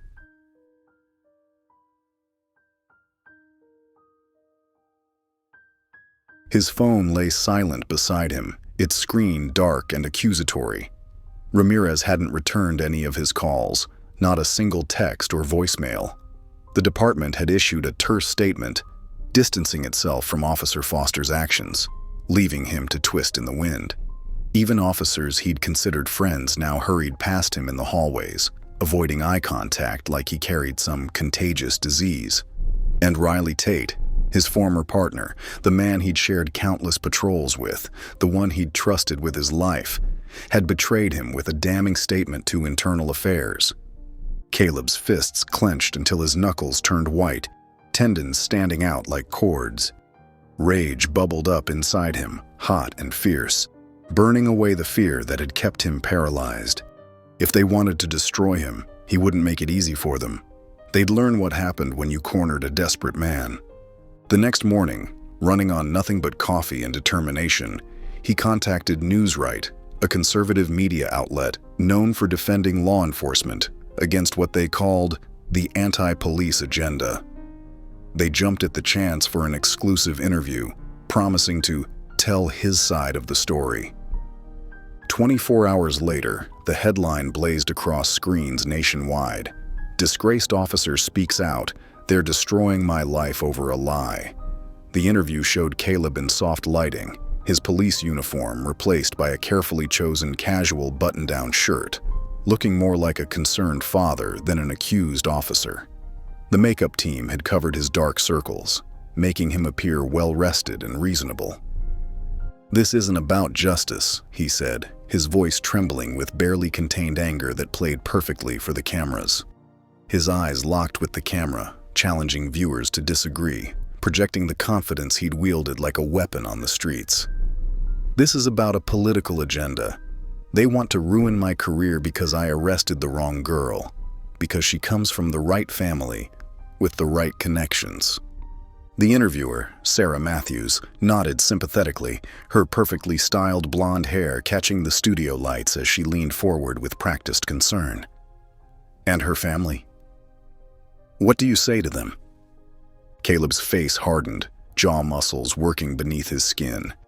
"They think their wealth and power make them untouchable." He leaned forward, jaw set in righteous indignation. "But no one is above the law, not even the Sinclairs." The interview sparked immediate outrage online, exactly as intended. Stand with Foster started trending within hours, with supporters calling Amara a privileged rich girl playing the victim card. Conservative pundits praised Caleb's bravery in speaking out against what they termed cancel culture gone mad. In her bedroom, Kendra watched the interview, her stomach churning with growing horror. She remembered how confidently she'd defended him to her friends, how sure she'd been that he was just doing his job. Now, watching him twist the narrative with such calculated precision, she felt physically ill. Every word dripped with manipulation, and she couldn't believe she'd ever fallen for his act. At the Sinclair estate, Amara sat between her parents on their living room couch, watching Caleb's performance with cold fury in her eyes. Her hands were steady as she muted the television, refusing to let his lies fill their home for one more second. "This isn't just about me anymore," she said, her voice carrying the same strength she'd shown in countless debates, tempered now with righteous anger. "He's trying to turn this into a war. He wants to make it about privilege versus police, about order versus chaos." Her father reached over, placing his weathered hand over hers, his touch carrying years of fighting similar battles. "Then we fight back, and this time, we make sure the truth wins." The next day, the courtroom hummed with tension as cameras flashed and the low murmur of spectators filled the air. Outside, the chants of protesters echoed through the thick courthouse walls, their voices a constant reminder of what this case had become, a symbol of the fight against police corruption. The sound of "no justice, no peace" filtered through, growing louder with each passing minute. Caleb Foster strode into the courtroom, his expensive legal team forming a protective barrier around him. Despite everything, he still carried himself with the swagger of a man who believed in his own invincibility. His crisp suit and perfectly knotted tie spoke of careful preparation, of a man determined to project authority even now. His polished shoes gleamed under the fluorescent lights, each step deliberate and measured. Across the room, Amara Sinclair sat straight-backed in her navy blue suit, every inch the composed legal prodigy she'd always been. Her hands were folded neatly in her lap, steady and sure. When Caleb's eyes met hers, she didn't flinch or look away. Instead, she held his gaze steadily, refusing to give him the satisfaction of seeing her intimidated. The pearl earrings her grandmother had given her for strength caught the light, a reminder of why she was fighting. The prosecution methodically presented their case against Foster. Evidence mounted, racial profiling patterns spanning years, falsified police reports, documented cases of excessive force, body camera footage that had mysteriously malfunctioned during crucial moments. The courtroom grew quieter with each revelation, the weight of truth settling heavy in the air. Several jurors took detailed notes, their pens scratching against paper. When Amara took the stand, the defense lawyer approached with a predatory smile. He was known for breaking witnesses, for finding weak points and exploiting them mercilessly. His reputation for reducing witnesses to tears preceded him. "Miss Sinclair, you consider yourself quite intelligent, don't you?" His voice dripped with condescension. He adjusted his gold cufflinks, a habit he'd developed over years of intimidating witnesses. Amara's face remained impassive.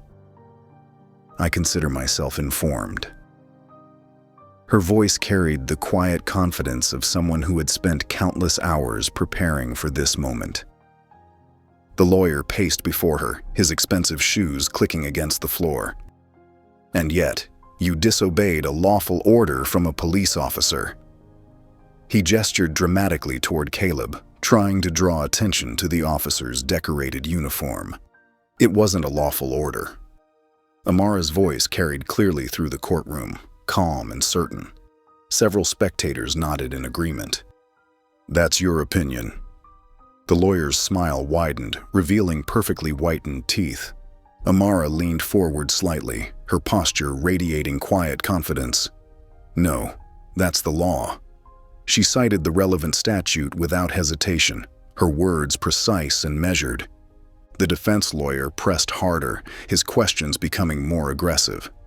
Beads of sweat formed on his forehead as his usual tactics failed to rattle her. He tried to paint her as a privileged teenager who thought rules didn't apply to her. But Amara met each question with precise, measured responses, her legal knowledge evident in every word. She quoted precedents and statutes with the ease of a seasoned attorney. She never raised her voice, never showed anger. Instead, she dismantled his arguments with calm logic and undeniable facts. The spectators watched in growing admiration as this young woman held her ground against a seasoned attorney. Several of them exchanged impressed glances, and one elderly lady in the gallery wiped away proud tears. When she finally stepped down from the witness stand, the atmosphere in the courtroom had shifted. Even some of Caleb's most vocal supporters shifted uncomfortably in their seats, doubt creeping into their expressions. The truth of their hero's actions was becoming impossible to ignore. Caleb tugged at his collar, his previous confidence wavering. In his seat, he shifted restlessly, watching as his carefully constructed narrative began to crumble under the weight of Amara's testimony. His right leg bounced nervously under the table, a tell he'd never been able to control when things weren't going his way. For the first time since his arrest, real fear flickered in his eyes. Captain Luis Ramirez sat at his polished oak desk, staring at the resignation letter he'd spent hours crafting. The paper felt heavy in his hands, each carefully chosen word a step towards self-preservation. Morning sunlight filtered through his office blinds, casting thin stripes across the document that would end his 20-year career. A framed photo of his academy graduation day seemed to mock him from the corner of his desk. The young officer's hopeful smile a stark reminder of how far he'd strayed from his original ideals. He rubbed his temples, feeling the weight of his choices. The letter was diplomatic, citing personal reasons for his departure. No mention of Caleb Foster or the growing scandal. No hint of the corruption he'd helped cover up for years. Just a clean break before everything fell apart.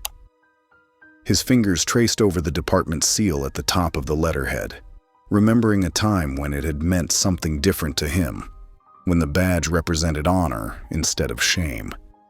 In the courtroom, the air grew thick with tension as Officer Riley Tate took the witness stand. His police uniform, usually worn with pride, seemed to hang heavily on his shoulders like an ill-fitting costume.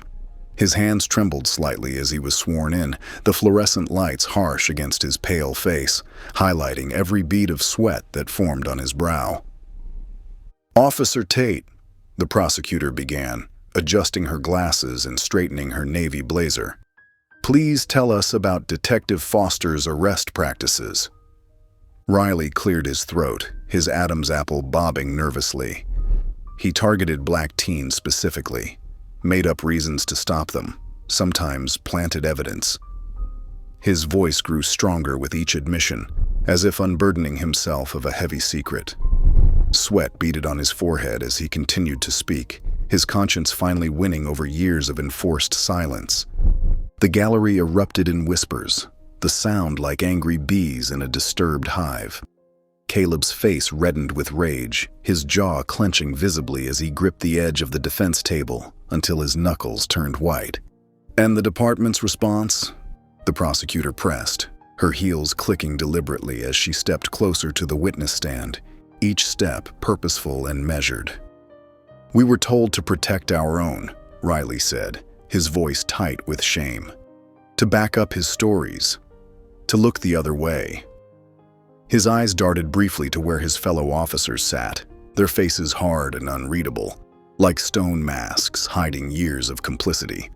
Caleb's lawyer jumped up, objecting fiercely, his expensive suit rustling with the sudden movement, but the damage was already done. The truth hung in the air, impossible to ignore, like smoke from a fire that couldn't be contained, spreading through the courtroom and beyond. From his position at the back of the courtroom, Ramirez watched the scene unfold like a slow-motion car crash. His stomach churned as Riley detailed the corruption they'd all enabled. Each word felt like another nail in their collective coffin, Another brick in the wall of evidence that would bring them all down.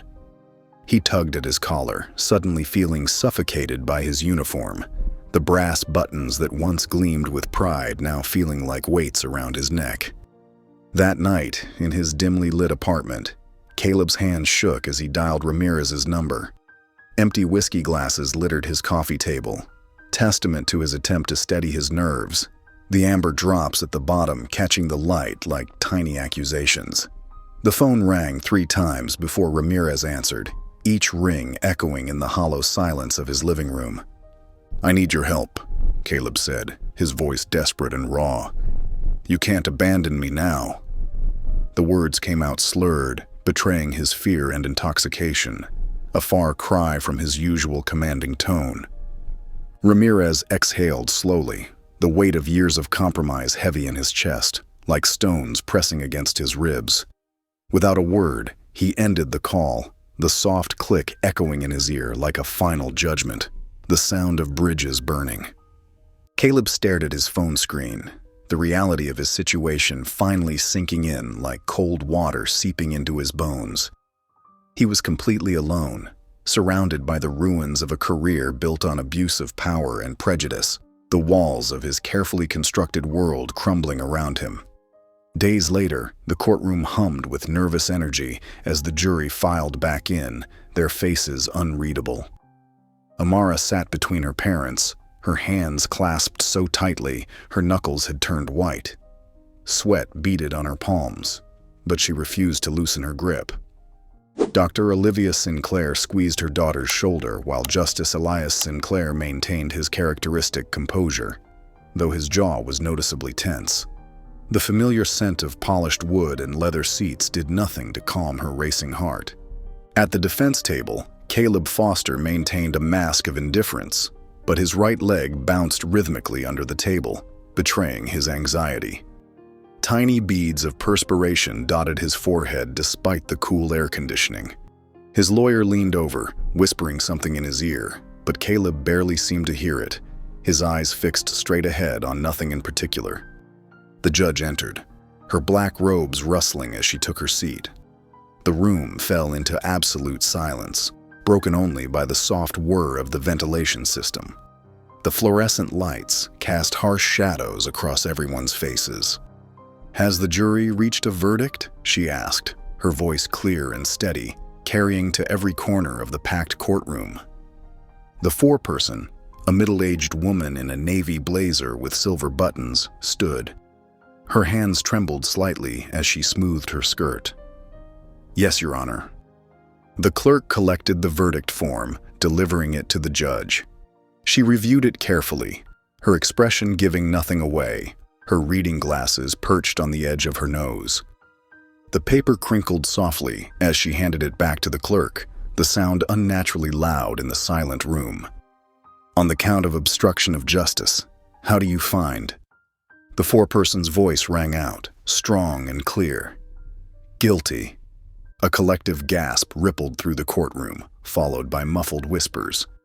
Caleb's leg stopped bouncing abruptly, his whole body going rigid. "On the count of excessive force." "Guilty."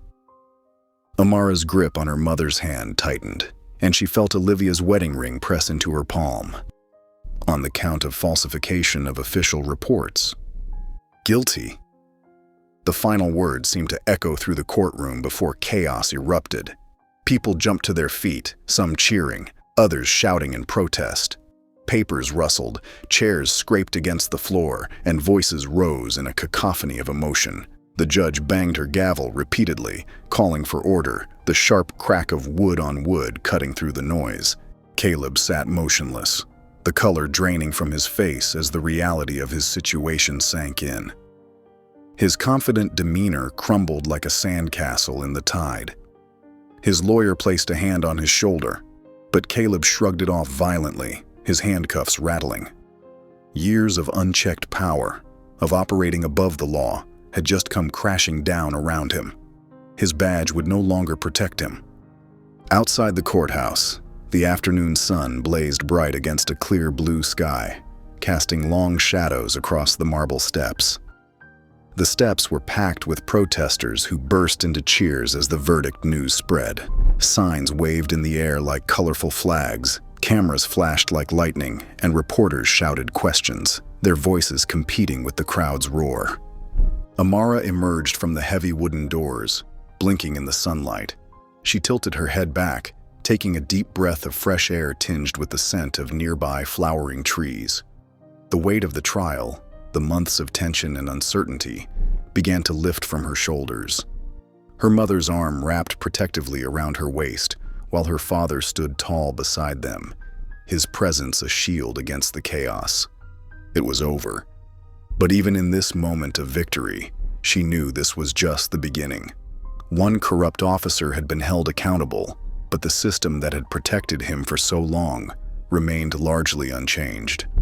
The real work was still ahead, and Amara was ready for it. The fire of determination burned bright in her eyes as she faced the crowd, ready to take the next step in her fight for justice. The courtroom buzzed with anticipation, filled beyond capacity with spectators, reporters, and families affected by Caleb Foster's actions. Sunlight filtered through the high windows, casting long shadows across the polished floor and illuminating dust motes that danced in the air. Amara sat between her parents, her white blazer crisp and pristine against the dark wood of the bench. Her hands were folded in her lap, steady and calm, though her heart pounded beneath her composed exterior. When the bailiff led Caleb in, the metallic clinking of his handcuffs echoed through the suddenly quiet room, each step seeming to reverberate off the high ceiling. His navy suit, once a symbol of authority, now hung loose on his frame like borrowed clothes.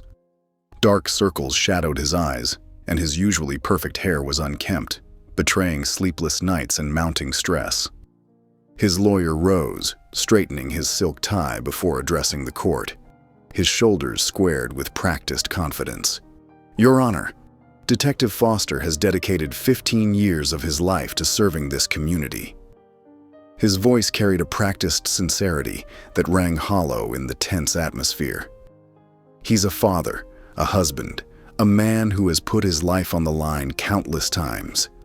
This situation, while regrettable, should not erase a lifetime of service." The prosecutor stood immediately, her heels clicking against the floor as she approached the bench with purposeful strides. "Your Honor, let's be clear about what we're discussing here. This isn't about a single mistake or a moment of poor judgment." Her voice grew sharp with controlled anger, each word precise as a blade. Detective Foster systematically targeted innocent people.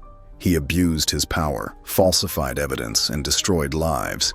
He turned his badge into a weapon against the very community he was sworn to protect. The judge sat back in her chair, her reading glasses perched on her nose as she reviewed the thick stack of files before her, each page representing a life affected by Foster's actions. The room fell silent, save for the soft rustling of papers and occasional cough from the gallery. After what felt like an eternity, she removed her glasses with deliberate slowness and looked directly at Caleb. "Detective Caleb Foster," she began, her voice firm and clear, filling every corner of the hushed courtroom. "You have been found guilty of obstruction of justice, falsification of official reports, and excessive force." She paused, letting each charge hang in the air like heavy smoke. "These are not minor infractions. These are fundamental violations of the public trust." The judge's words seemed to physically impact Caleb. His shoulders slumped slightly, the first crack in his composed facade, like a dam beginning to break. "For these crimes," she continued, her tone weighted with the gravity of the moment, "this court sentences you to 10 years in federal prison." The sentence fell like a thunderclap in the silent room. A collective gasp rippled through the spectators, followed by muffled sobs and whispered conversations.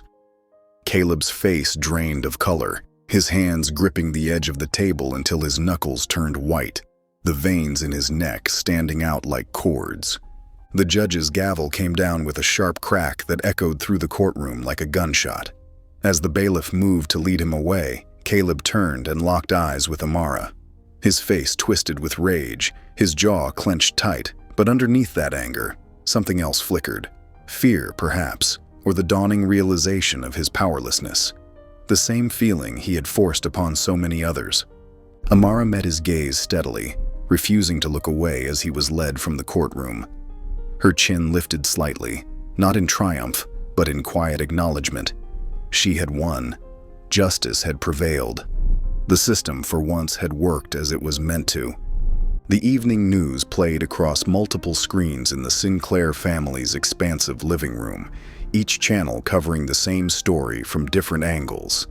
The warm glow from the screens cast dancing shadows on the walls as reporters dissected every detail of the landmark case. Amara sat on the plush leather couch, finally allowing herself to relax for the first time in weeks, her shoulders dropping as the tension slowly ebbed away. Her mother squeezed her hand reassuringly, while her father paced behind them, his footsteps steady and measured, his phone constantly buzzing with messages from colleagues and media outlets. Isaiah sprawled in an oversized armchair, his laptop balanced precariously on his knees as he tracked the online response, occasionally letting out excited murmurs. His face lit up with each new headline that scrolled across his screen, his fingers flying across the keyboard. "Look at this," he said, turning his laptop around with enthusiasm. "Former cops sentenced for racial profiling and abuse of power." It's the top story on every major news site, trending everywhere from New York to California. He grinned at Amara, his eyes bright with pride and satisfaction. "You just took down a corrupt cop and made history in the process." The words hung in the air, heavy with significance, echoing the magnitude of their achievement. But the celebration was short-lived. Within hours, police unions across the country began releasing statements, their responses ranging from defensive to openly hostile.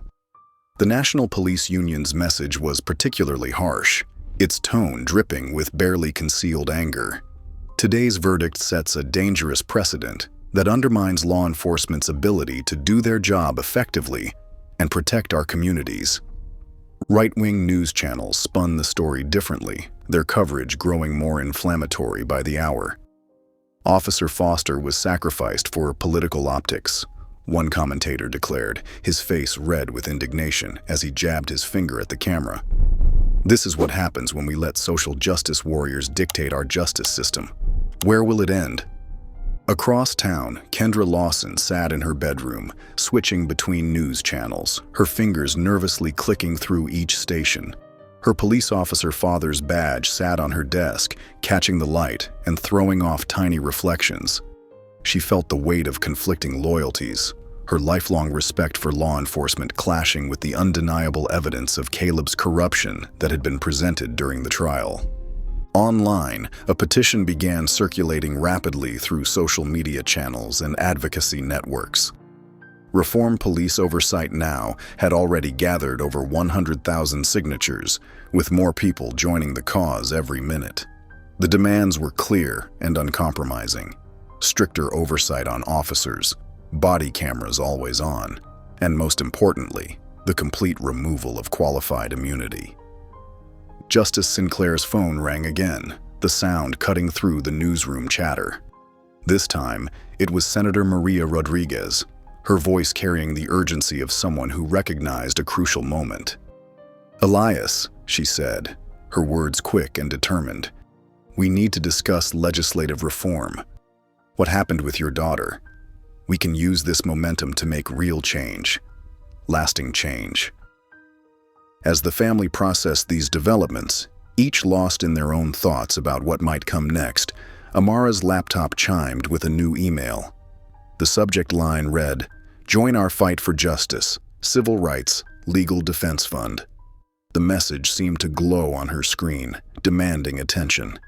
She opened it, reading the carefully worded invitation from one of the country's most prestigious civil rights organizations.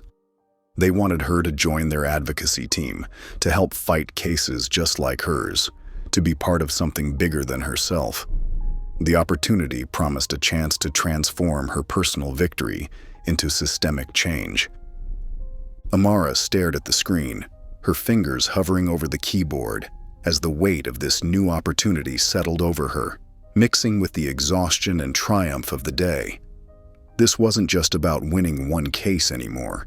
This was about changing the system itself, about making sure no one else would have to fight the battle she had just won. The future stretched before her, full of possibility and purpose. Caleb shifted uncomfortably on the hard plastic chair in the prison's rec room, the gray jumpsuit scratching against his skin like sandpaper. The small TV mounted high on the wall flickered with news coverage he couldn't escape, the sound barely audible over the murmur of other inmates. His own face appeared on screen again and again, alongside headlines about police reform and systemic change, each replay making him sink lower in his seat. He watched numbly as footage played of Amara speaking at a press conference, her voice clear and confident, her shoulders squared with determination. The same voice he had tried to silence that night now echoed through the prison's rec room, reaching places he never thought it would. Her words about accountability and justice seemed to pierce right through him. In the mess hall, Caleb felt the weight of dozens of hostile stares burning into his back. He recognized some faces, men he'd arrested, lives he'd impacted with casual cruelty he hadn't even thought about at the time. They remembered him too, but not with the fear they once showed. Now they saw him for what he was, powerless, just like them. Another body in a jumpsuit with nowhere to hide. The guards offered no protection, their boots clicking against the floor as they walked past his table without acknowledgement, their faces hard with contempt. Even they wanted nothing to do with a dirty cop. Caleb picked at his tasteless food, keeping his head down, trying to make himself invisible. The plastic spork trembled slightly in his hand. Fear, real, grinding fear, had become his constant companion, settling into his bones like a winter chill that wouldn't leave. Every footstep behind him made him flinch. Every shadow made him turn.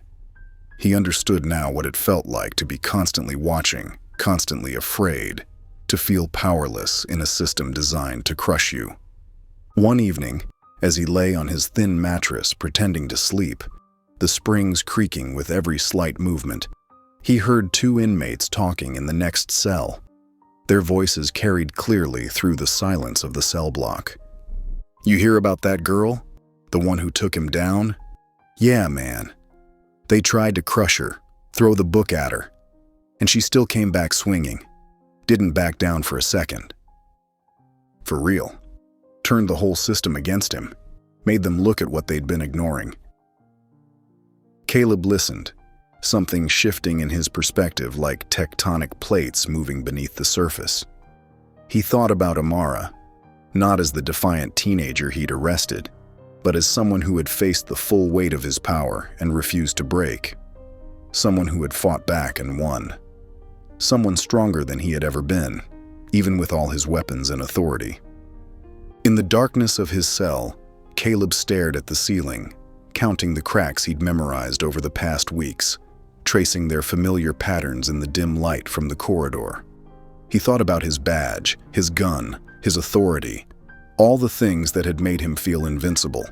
He had believed the law was his shield, that it would always protect people like him, that his position placed him above consequences.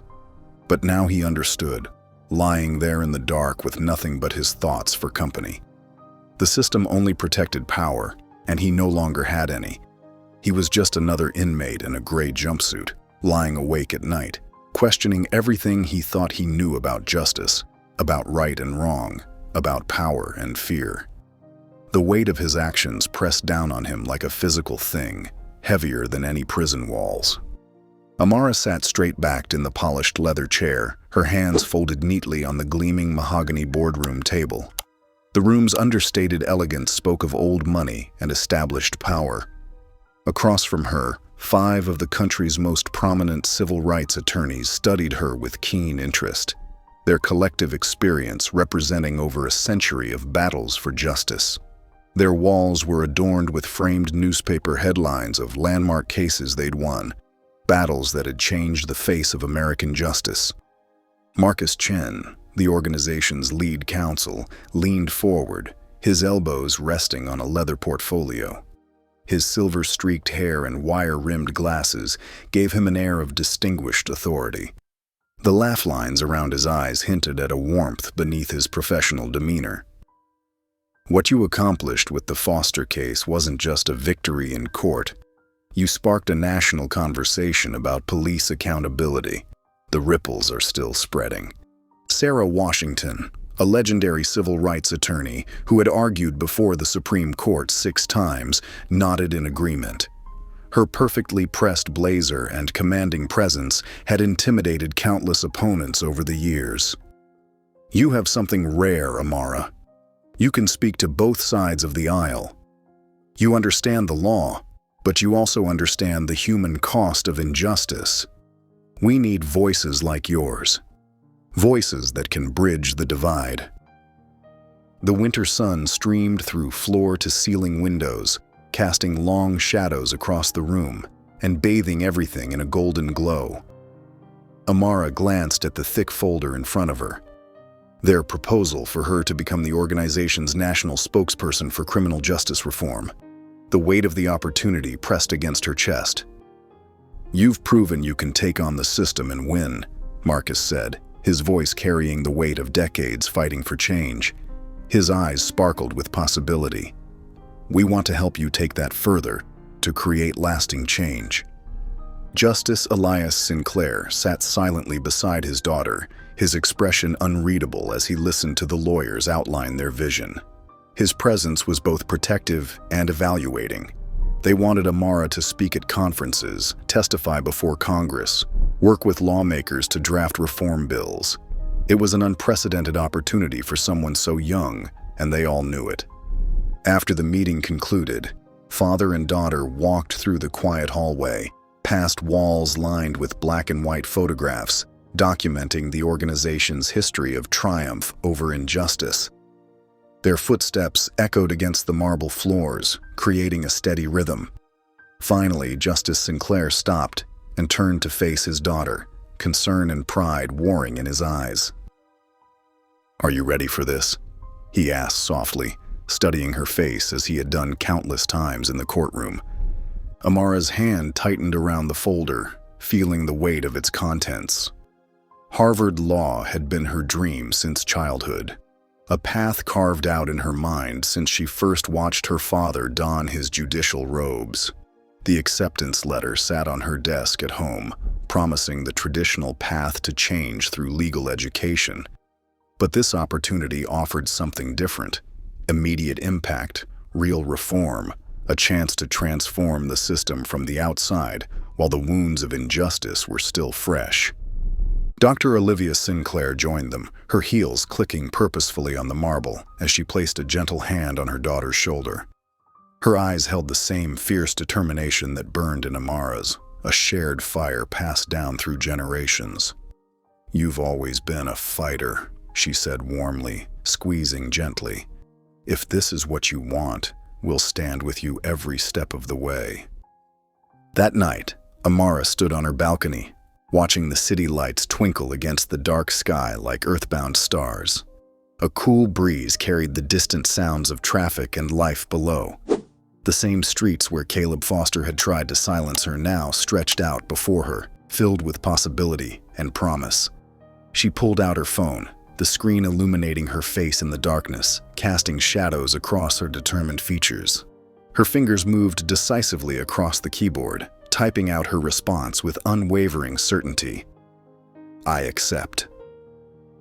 She pressed send, watching the message disappear into the digital ether, knowing that with those 2 simple words, she was choosing a path that would change not only her life, but potentially the lives of countless others. The crowd stretched as far as Amara could see, a sea of faces and protest signs rippling beneath the towering figure of Abraham Lincoln.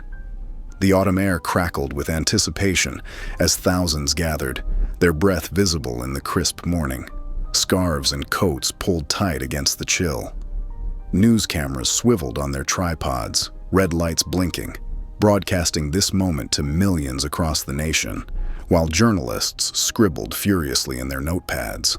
Amara's navy blazer felt heavy on her shoulders as she gripped the wooden podium, her knuckles white against the dark grain. The microphone picked up her steady breathing as she surveyed the crowd, taking in faces of all ages, races, and backgrounds, united in purpose. Signs bobbed up and down. "Justice is not optional," and "Reform now," written in bold, determined strokes, while others displayed photos of victims who couldn't be there to speak for themselves. Her heart thundered in her chest, but her voice remained clear and strong as she began. 2 years ago, I was arrested for nothing but existing in the wrong place, at the wrong time. I knew the law. I followed the law. And yet none of that protected me from the man with the badge. She paused, letting the words sink in, watching as heads nodded in understanding. And my story isn't unique. The crowd fell silent as Amara laid out the brutal truth. She cited statistics about racial profiling, her words precise and measured, each figure a damning indictment of the system. She shared stories of other victims, David Reese's destroyed future, countless others whose lives were derailed by corrupt officers. Each fact, each number, each personal account built upon the last, creating an undeniable picture of systemic failure that left many in the audience wiping away tears. Isaiah stood in the front row, his phone steady as he recorded every word, occasionally glancing around to capture the crowd's reactions. Pride shone in his eyes as he watched his best friend command the national stage, knowing how far she'd come from that terrifying night 2 years ago. A few rows back, Kendra held her sign high. Justice for all.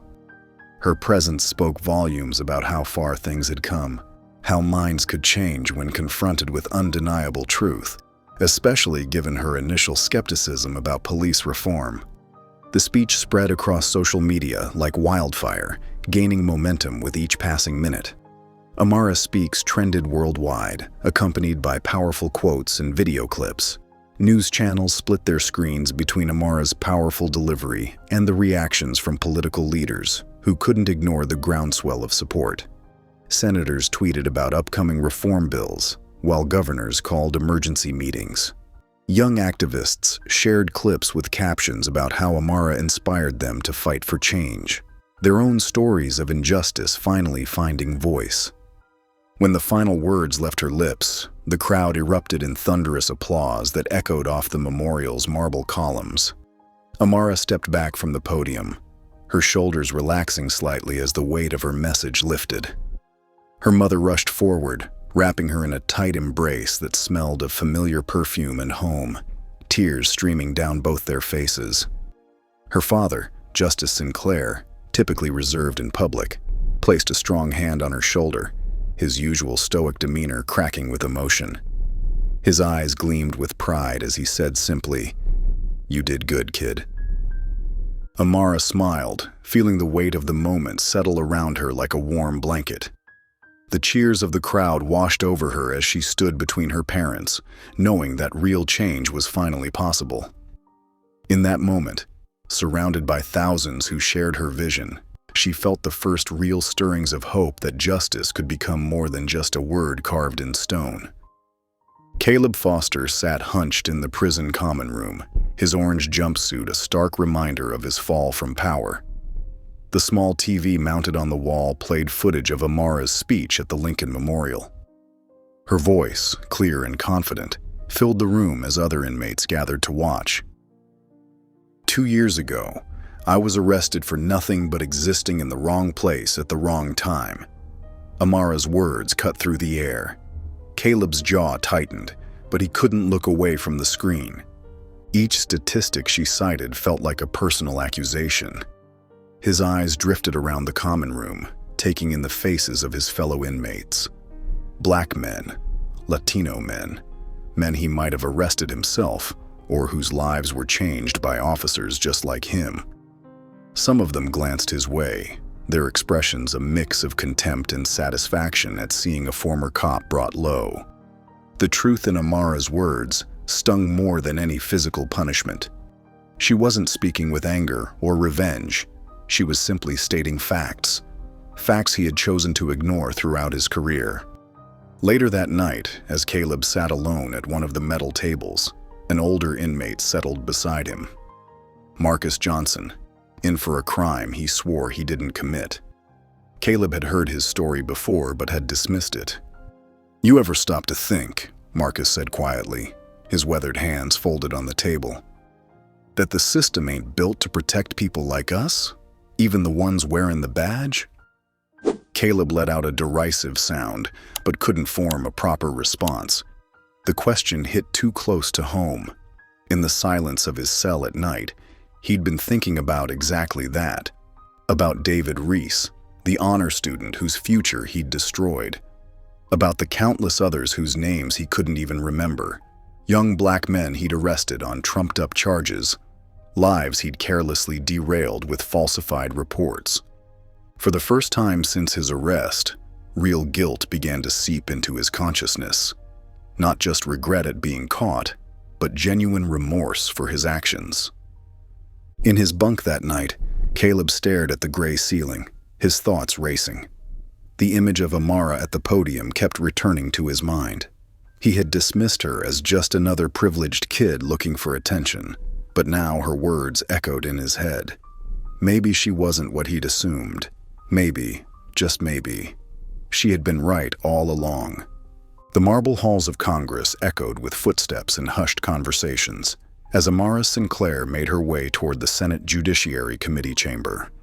Her navy suit was perfectly pressed, her shoulders squared with determination. This wasn't just another speech or debate. This was her chance to push for real systemic change. The chamber buzzed with anticipation. Senators shuffled papers and whispered to their aides. News cameras tracked Amara's every move as she took her seat at the witness table. The polished wooden surface felt cool under her hands as she arranged her notes, though she knew she wouldn't need them. She had lived this testimony.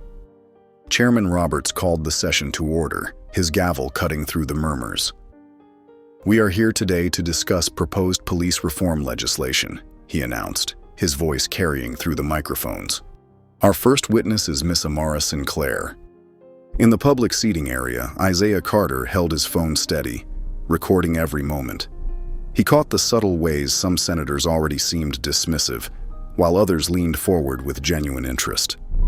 Senator Williams, a vocal opponent of police reform, adjusted his glasses and fixed Amara with a stern look. "Miss Sinclair," he began, his tone carrying a hint of condescension, "do you believe all police officers are corrupt?" The question hung in the air. Several senators shifted in their seats, waiting for her response. Amara met Senator Williams' gaze steadily. "No," she replied, her voice clear and measured. "I believe the system they operate under is corrupt, and when good officers try to change it, they are silenced or pushed out." Her words seemed to freeze the air in the chamber. Even the most skeptical senators couldn't ignore the truth in her statement. Some nodded slowly, while others maintained their cold expressions. But every eye was fixed on Amara. As she concluded her testimony and walked out of the chamber, reporters swarmed around her like bees to honey. Microphones thrust toward her face as questions flew from all directions. "Miss Sinclair, what's next for you?" one reporter called out above the others. Amara's lips curved into a slight smile. "Justice," she answered simply. The marble columns of the Supreme Court rose majestically against the morning sky. Inside, the atmosphere crackled with anticipation as spectators filled every available seat. The 9 Supreme Court justices sat in their elevated positions, their black robes a stark contrast against the rich mahogany backdrop. Amara Sinclair stood at the podium, her professional demeanor masking the thundering of her heart. At 23, she was one of the youngest attorneys ever to argue before the Supreme Court. Her navy suit was crisp, her posture confident despite her youth. "Your Honors," she began, her voice clear and steady. "Today, I stand before you not just as an attorney, but as someone who has lived the consequences of a broken system." The Chief Justice leaned forward slightly, his interest piqued. The other justices watched intently, some taking notes, others studying her with careful consideration. Miles away, in a sparse one-room apartment, Caleb Foster sat on the edge of his bed. The small TV flickered with the live broadcast of the Supreme Court proceedings.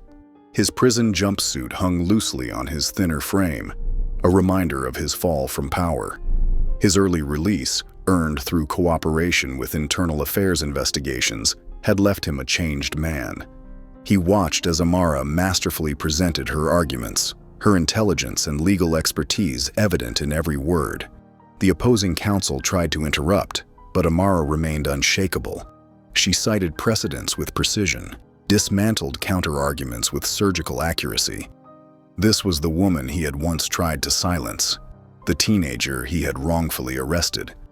Now she stood before the highest court in the land, fighting to change the very system he had once abused.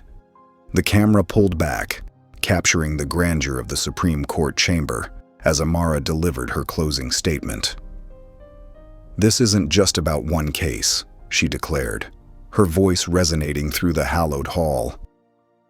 "This is about changing the future, for all of us." The justices sat back in their chairs, weighing her words. In his apartment, Caleb stared at the screen, a deep understanding finally settling in his chest. Amara had won. Not just this case, but everything, and she always would. If you enjoyed the story of Amara, I handpicked this next story that you will enjoy. Please don't miss this one. Click here to watch it.